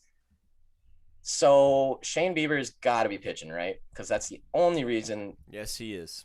Yes, that's what I figured. That is the only reason that they should be getting favorited against St. Louis. Let's not forget that St. Louis is a good team themselves, 31-29. Cleveland's 31-26. Cardinals have been on a little bit of a down slope. Yeah, they've lost their last 5. They lost 4 in a row to Cincinnati. Mm-hmm. St. Louis was doing very well up until the last 5 games, basically. They've been a team that's kind of come in with some plus money a lot of times. A lot of times it doesn't quite make sense. I don't know, maybe a stay away game, but if you do bet this game, I would not be taking Cleveland Indians. I don't think it's worth it at that juice line. And I think the Cardinals at plus 143, unless they're playing the Dodgers, I think that's a little high for just about anyone they play. St. Louis is a good team. St. Louis can put up runs. They got decent pitching. Yeah, I like that underdog. Don't know if I'd actually lay the line, but I definitely would not be taking Indians tonight. Do not put them in a parlay. Don't do it. It's not worth it. So that's at 8:15. What time's the next game at? 8:15. Oh, it's not till 9:38. 9. Ugh. Stupid. Hate those game times. Angels getting the favorite against the Royals again tonight at home, minus 153. Royals on the road getting plus 138. Yesterday, 63% of tickets on the Royals, but 81% of money on the Angels. Interesting. Very so odd. People are laying a lot of money on the Angels with not as many bets. So people are stacking on them. It must be at minus 1.5. That's the money line. That's weird. Huh. People really have public has a real strong feeling about Angels tonight being able to take it. I do not see the public money on the spread. I That's really interesting, actually, because I would be favorited the Angels right now, too. However, man, these are two, like we said yesterday when these two went at it, I said these two are bad teams. It can either be 1-0 or it could be 10-10. And it was a high-scoring game yesterday. I think this is a stay away. Maybe I don't want to tell anyone to put a part on the Angels. I think this is just a stay away game in general. I don't think it's really worth it. Yeah, just two bad teams going at it. Too unpredictable. The Athletics minus 220 at home tonight against the Arizona Diamondbacks, getting plus 180 on the road. 79% of tickets on the Athletics, 86% of money. I would not be taking the Athletics tonight. They struggle at home, right? Yeah. I'm not making that up. More Chris than you'd Bassett expect. yeah. So Oakland is 18-9 on the road, but 17-7 at home. However, Arizona is 9-25 on the road. Arizona is probably one of the worst teams in the MLB this year. Mm-hmm. But no, I'm not even gonna say it. It's not worth it. If you want to take Oakland minus 1.5, feel free to. I'm not going to. I don't trust Oakland at home. I don't trust Oakland in general. But minus 1.5 might be a safe play against Diamondbacks because Diamondbacks are really bad. But again, probably not laying anything on that one. Next game, one more, right? 10-10. Cubs, Padres. I was wrong yesterday. I said the Cubs have the Padres number, and the Padres ended up beating them. Padres, however, tonight getting minus 175 at home. Cubs plus 148 on the road. And people are stacking on the Padres. 71% of tickets, 94% of money. I would not be I said this yesterday, and I was wrong, but I would not be taking the Padres again today. I don't think it's worth it. Cubs are a very good team, by the way. One of the better teams in the MLB right now. They struggle on the road a little bit at 12-17. Padres are a good home team at 21-12. But as we said before, Chicago has had their number. They're 3-1 against them this season. The home team has always won, however, and the Padres are at home. But hey, the Cubs are a really good team, and at plus 48? That's a hefty plus money line. They just lost yesterday. They're probably not going to want to lose again today. I just wouldn't be laying money on the Padres, especially not at minus 175, and I definitely would not be laying minus 1.5 in this game because the Cubs are too good to be putting 1.5 against them, in my opinion. Yeah, that's about it. Let's see some totals here real quick. Now remember, I said yesterday that if an ace is on a mound, we should be looking at overs nowadays. Because of the sticky fingers, I think for the next week, overs are going to be smashed. No more sticky fingers. Now we got smooth fingers because MLB is cracking down. Moisturized. On the pine tar and the foreign substances. They're checking every single inning. They're just no more sticky fingers. So if you see an ace on the mound, maybe just take the game over, take the other team total over. I'm not sure. What is the over for that White Sox game? It's only 8.5, which means White Sox probably getting 4.5 or 4. I mean, the White Sox are going to score 16 by themselves tonight now that they're going against a lefty. Dinger. Dingers for days. Hey, that was electric. That was electric. I was very excited. Oh, made guess what time it is? Guess what time it is, Sean? There is only one sport left to talk about. NWHL. And it's a damn good one. Oh, no. WNBA. NWNBA. Let's go. First line that I see that I already am a big fan of is the Washington Mystics at home getting plus 2.5 against the Minnesota Lynx. Looks like 78 ticket split 50-50, but 78% of money on the Lynx, 22% on the Mystics. So people are stacking up a little bit on the Lynx. Let's see the money line. There's no lines out for that yet. I got minus 141 for the Lynx. I'm leaning Mystics on this one for sure. I got to do a little bit more research because Mystics getting +2.5 doesn't quite make sense. There might be an injury in there. Let me check for injuries actually right now, just so I know. Because Mystics, from what I've seen, are a better team than Minnesota. Now, Washington's only 2-5. Minnesota's 3-4. However, Washington's actually 4-3 against the spread, while Minnesota's only 2-5 against the spread. Interesting. So, let me check their last games. So Minnesota was supposed to beat Atlanta Dream by 6.5, only beat them by 2, and then played them again 2 days later and smashed them.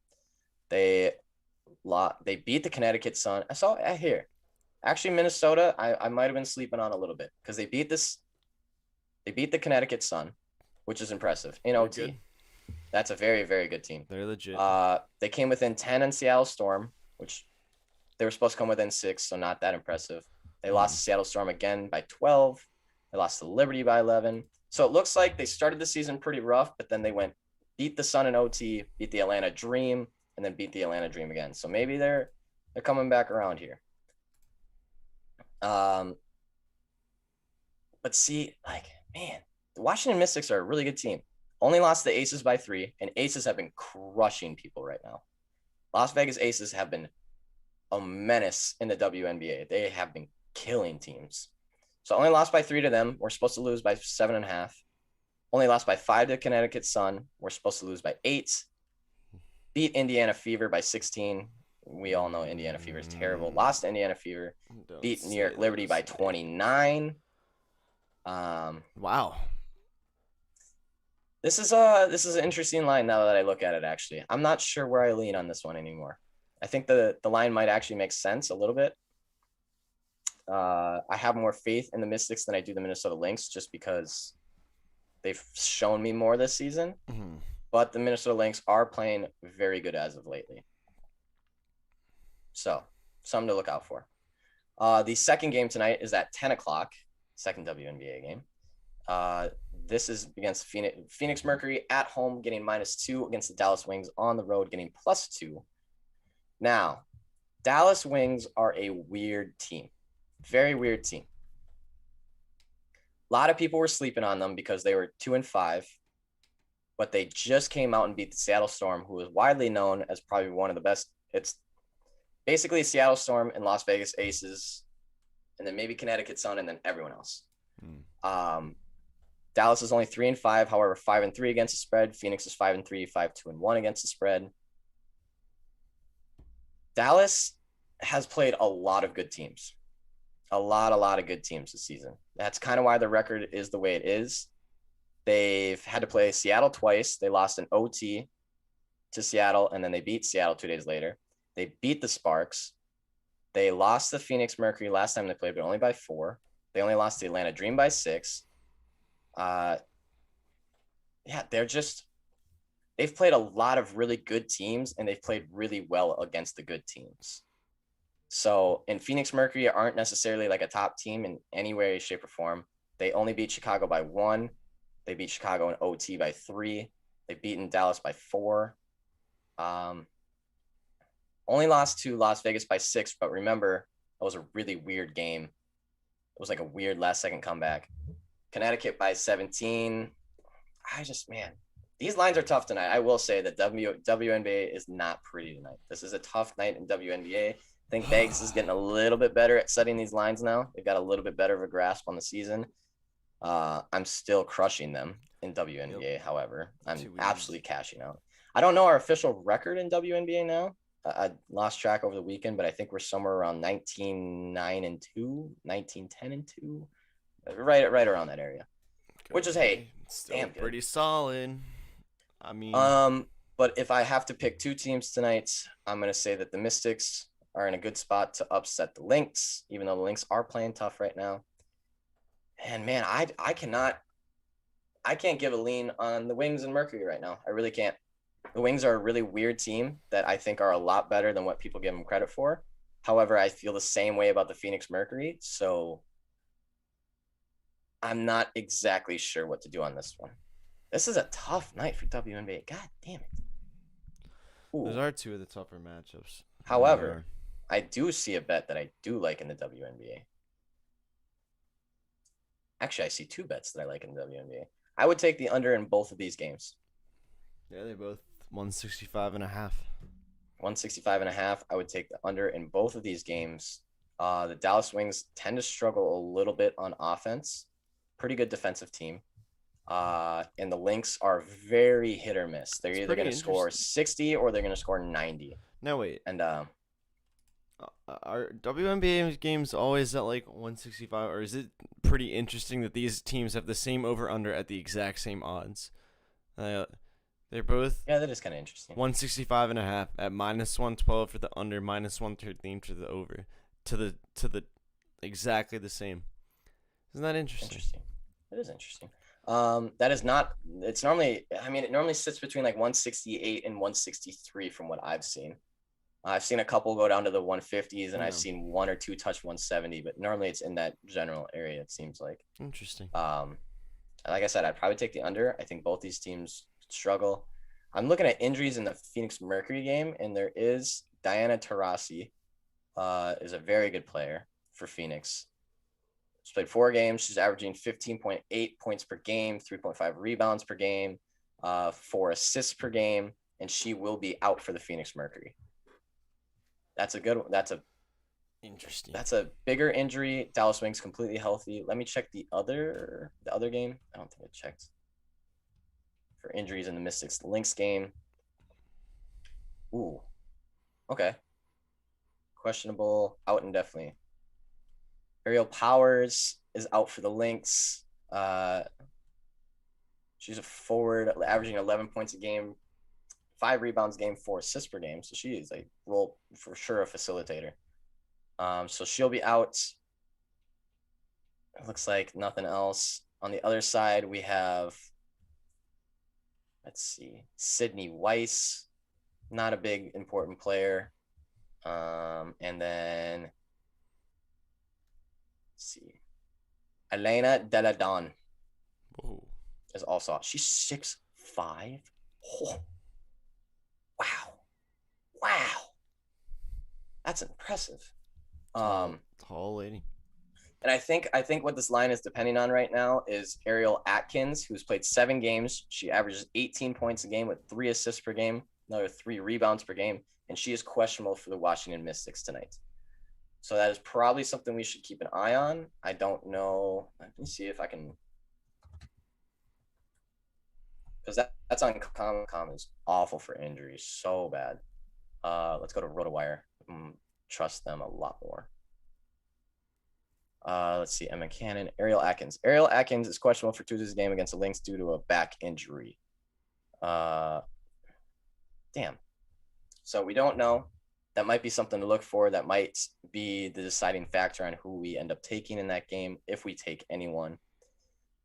Yeah, I really don't have a strong lean for the WNBA tonight. I'd say Mystics, depending on that injury. Man, it's tough. I'd take the under in both games, I think, for sure. But other than that, I got to do some more research. If you're in VIP, we'll definitely be taking something. But yeah. I'm gonna lean Mystics and Mercury tonight, just for those that aren't in VIP. I think they're in better spots, but it's gonna be a close one tonight. It's gonna be tough. I know Berg Betts, who is the only other WNBA capper I know on Twitter. He texted me. I think he said he's on Mystics, but he even said it too. He's like, the lines are not fun tonight. Not good lines. Tonight. We got 3 minutes left. I know I can do it in 30. All right, this is a real test. We actually have a full slate of MLB. We have a WNBA. All right, let's see what you got. You ready? Let me get the time. Ready. All right. Don't make fun of my low power mode, everybody. Okay. Ready, set, go. All right, starting with the NHL, we got Lightning money line. I'm going to go Avalanche money line. For NBA, I'm going Sixers money line. I'm going Jazz money line. For MLB, I'm going Mets money line, Phillies money line, Dodgers money line, Marlins money line, Brewers money line, Red Sox money line, Mariners money line, Rays money line, Giants money line, White Sox money line, Yankees money line, Cardinals money line, Angels money line, Athletics money line, and Padres money line. And for the WNBA, I'm going Mystics and Mercury. Fuck! Damn it! Right under 34. 33 point. Pretty good. Pretty good.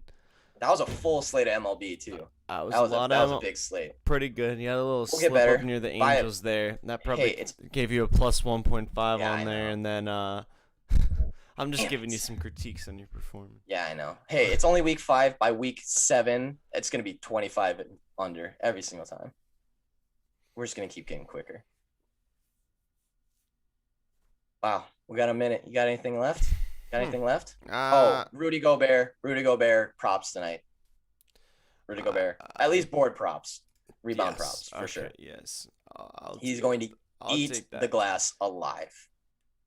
I have just looked. So in their 3 matchups this season, he had 11 boards, 20 boards, and 15 boards. And those were all also with Serge Ibaka healthy. Oh my. Mm-hmm. Yeah, Rudy Gobert is going to keep in mind tonight. Let's see. Basketball.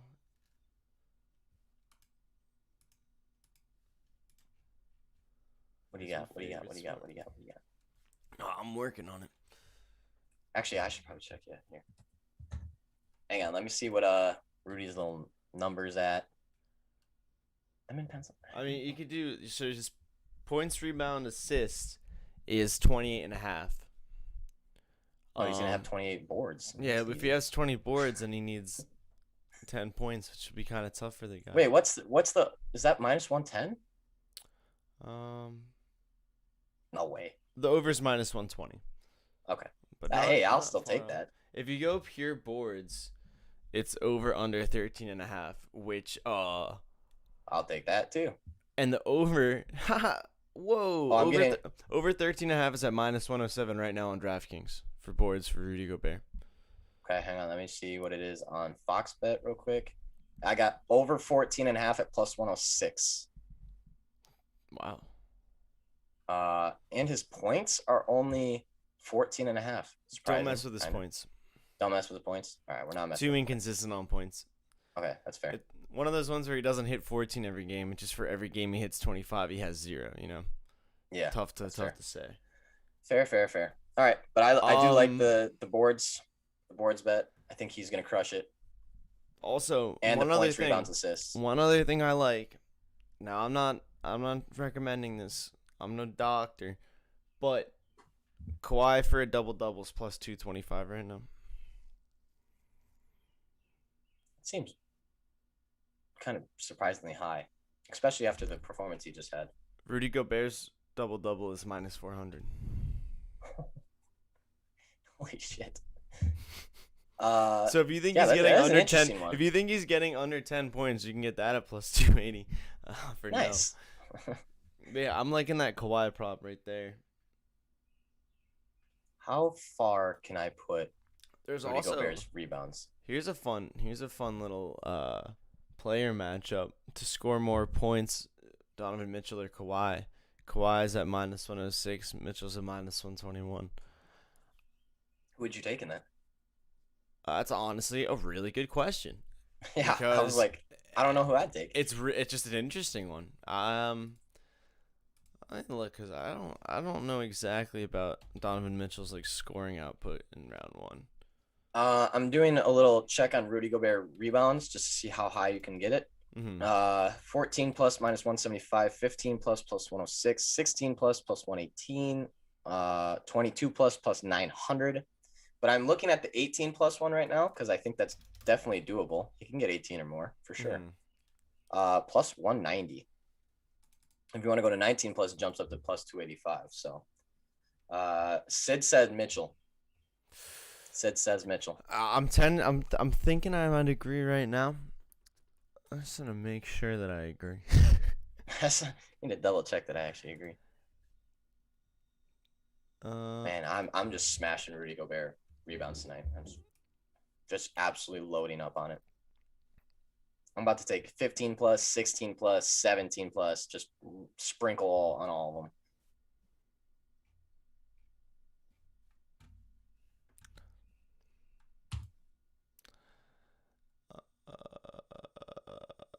Yeah. Here we go. I don't know. Sometimes, man. Sometimes I it's just put so easy to find stats, and sometimes it's just impossible. For fun, I just put $5 on Rudy 15 plus, 16 plus, 17 plus, 18 plus, 19 plus. Put $5 on all of them. It's great. The payout's actually really nice. If I even hit like 2 of these, it'll easily make up for I it. think you'll get. I see him. I think I get 15 plus, and I think I get 16 plus. I see 15. The other ones will just be really nice to hit, but man, if he ends up going off tonight, that's a Where do you take alternate rebounds? My books, FoxBet has like so it has player rebounds under over, player assists under over, player points under over, but then there's a different one that says player rebounds, and you can take alternates on just about everyone. That's pretty sick. Yeah. Way to go, FoxBet. Thanks, maybe FoxBet. If you approved me, I'd be doing that too, and you could take my maybe money. If anyone else would approve me, I wouldn't be on FoxBet. Fucking bastards. 12:04. That is the end of the fellas show. Seriously, some of these are just juiced. Some of these are just juiced out of the world. I'm gonna say not to take, but Rudy Gobert and the Jazz to win. Oh, sorry, Rudy Gobert with a double-double and the Jazz to win is at -110. Interesting. I like that a lot. That's basically the line just for the Jazz to win. Like, yeah, basically. That's crazy. Interesting. I like that bet. That's a good little bet. What do you mean you can't find my location, FoxBet? You guys are. Why, yada. This is why I can't bet tops. They're like on the desktop. It's just so much better on the phone. All right, we need to go. We've overstayed our welcome. It's 12:05. That's true. We're gonna get kicked off very soon. Thank you for everyone who tuned in today.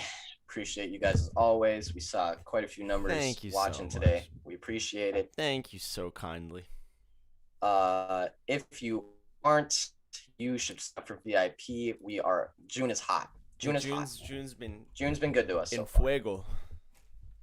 We did have a bad day the other day, but we told everyone we were gonna have a bad day. It was a bad slate.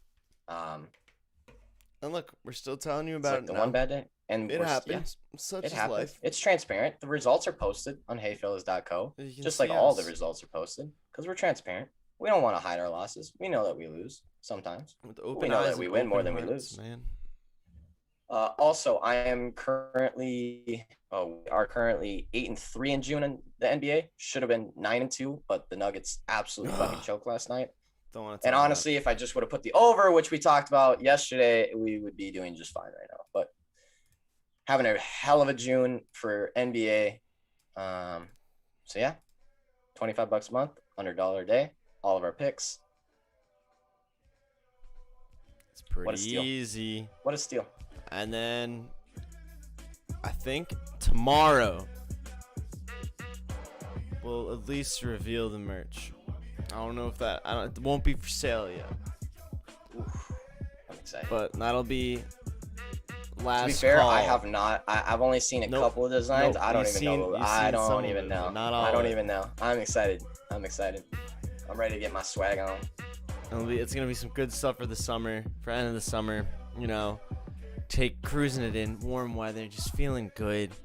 Oh, can't wait. So excited. We got the music playing us out. Anything else you want to say to the people? Getting the hell out of here. 10 to 12 again tomorrow. We'll be here out of here. Monday through Friday. You know where. Like always. Every time. Oh, bro. It's gonna be a good day. We had that back. Everyone have a fucking incredible Tuesday. Seriously. Make it a good one. We'll find out if you didn't.